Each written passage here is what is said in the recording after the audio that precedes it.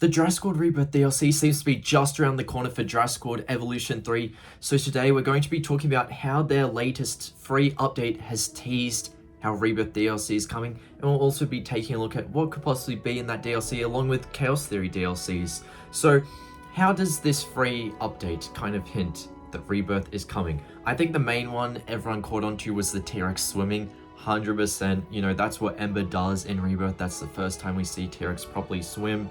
It was awesome. Looks perfect. Can't wait to see it in the game. But there's a ton of other things. For example, that pterosaur perch, that is going to be perfect to have, you know, the Rebirth Quetzal landing on and going into its cave with its little nest and stuff. You know, they even said they're giving better movement to the large pterosaurs like Quetz. You know, better aviary terrain for waterfalls and stuff, just like in the Rebirth temples and whatnot. And kayaks can go through, which will be cool. And then we've got new hatchery drones, and you'll notice, I do believe these are in Jurassic World Evolution 2. I'm not too sure about Jurassic World Evolution 3, but with the aquatic drones, they have tranquilizers on them. And you know what we do in Rebirth? Tranquilize land, air, and sea. So it just makes sense, you know? And then we can also illuminate caves, so that will help for like the Quetz caves and stuff.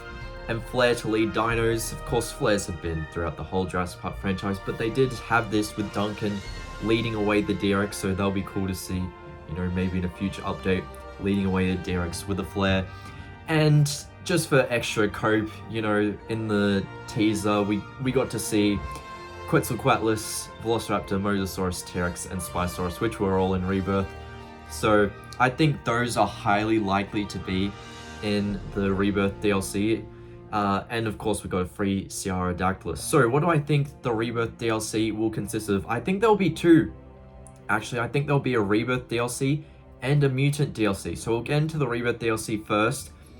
I'm going to do this side by side with how Dominion released in Jurassic World Evolution 2, that release pattern. So that released June 14th and we're getting the free update June 16th. But I think they'll want to do the Rebirth DLC maybe July 2nd, because that'll be a year anniversary of Rebirth releasing in theaters. But anyway, new dinosaurs, I think we get Titanosaurus, of course, Aquilops, and Anurognathus, right? I think that makes like the most sense, because those are the three new creatures that aren't in the game yet and that aren't mutants. I think a free dinosaur as well, because the pattern seems to be, we've only gotten one DLC properly for Jurassic World Evolution 3 so far, but that DLC gave us 3 paid dinosaurs and 1 free dinosaur.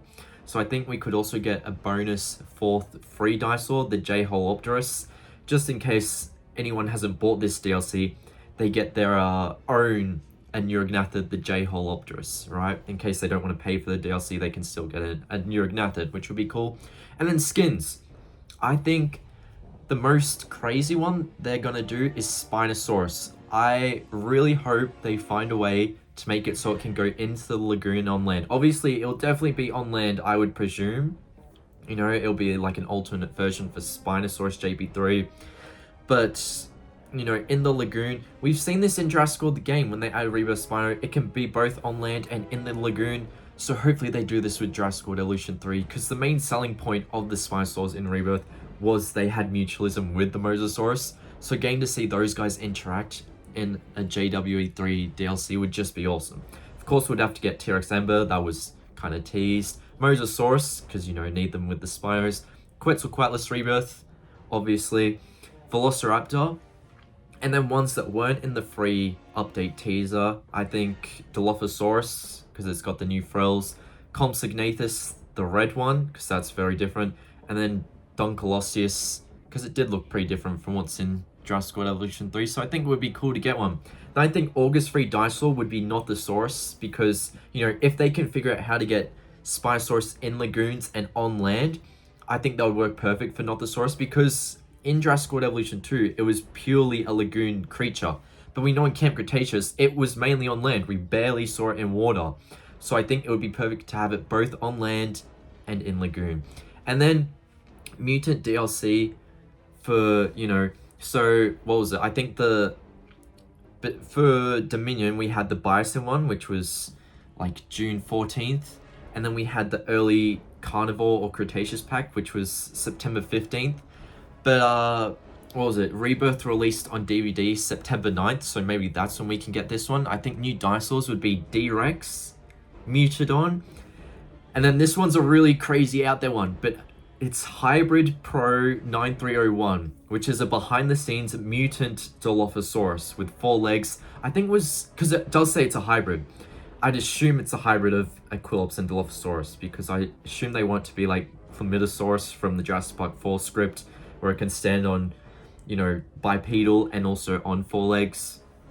If they don't do that, because that's obviously a very deep cut, maybe they could do the nuke, but I'm really not sure if they'll do the nuke, because it would be really out of place in the game, I feel. Anyway, free dinosaur I'd say would be Elasmosaurus, because that, if they're going to do the hybrid Dilophosaurus mutant, Elasmosaurus was also in the Rebirth behind the scenes stuff, which would be a deep cut, so I think that would make sense. And then skins, I think they could do all mutant skins. 2-headed Mutadon, 2-headed Triceratops, 2-headed Velociraptor, 2-headed Brachiosaurus, 4-winged Pteranodon, which not many people know about, but was there. Mutant Mosasaurus has also been seen in concept drafts, like in tiny incubators. And then these two are really hit or miss. The Indominus Rex Raptor hybrid in the background, and the wingless Anurognathus. Obviously, Anurognathus is a pterosaur. I really doubt they'll remove its flying abilities. So I think the Indominus Rex Raptor and Anurognathus, wingless one, would be replaced with the mutant Therizinosaurus from Jurassic World 2015 and the mutant Pachycephalosaurus seen on the computer screens. October free dinosaur, I'd say Tarbosaurus. That way we get all the Camp Cretaceous ones out of the way, ready for the Chaos Theory DLC. Probably November 31st, because that's when Chaos Theory Season 4 ended. It'll be a year from then. But yeah, the new creatures, I would say Becklespinax, obviously. Pachyrhinosaurus, bring it back. It was a paid one. It makes sense to put in the DLC. And Monolophosaurus was also a paid one in Camp Cretaceous, so I would understand if they put those ones in. But the free dinosaur, we know Ouranosaurus was free, and Ouranosaurus was in Chaos Theory as well as Monolophosaurus and the others. I would say have that be the free dinosaur. And then skins, obviously give that Pachyrhinosaurus a skin. Suchomimus has 3 variants. Give the Ankylosaurus a skin, Bumpy, Smoothie, and Blender. Then we need a green Carnotaurus from the 10th episode. Majungasaurus Major, maybe even a black one, its sibling. Gallimimus Geba, you know, from Season 2. Baryonyx Leucistic, definitely need that. And then to end it off, because we've been doing 8 skins per thing, let's have the Bison Atrociraptors, the green ones pretty much. And then I'd say December free dinosaur to end off the year, Stegosaurus. So we can pretty much get all the canon dinosaurs in the game. Do you guys agree with this list? Let me know in the comments below. Subscribe, like, watch above, and I'll see you later. Bye.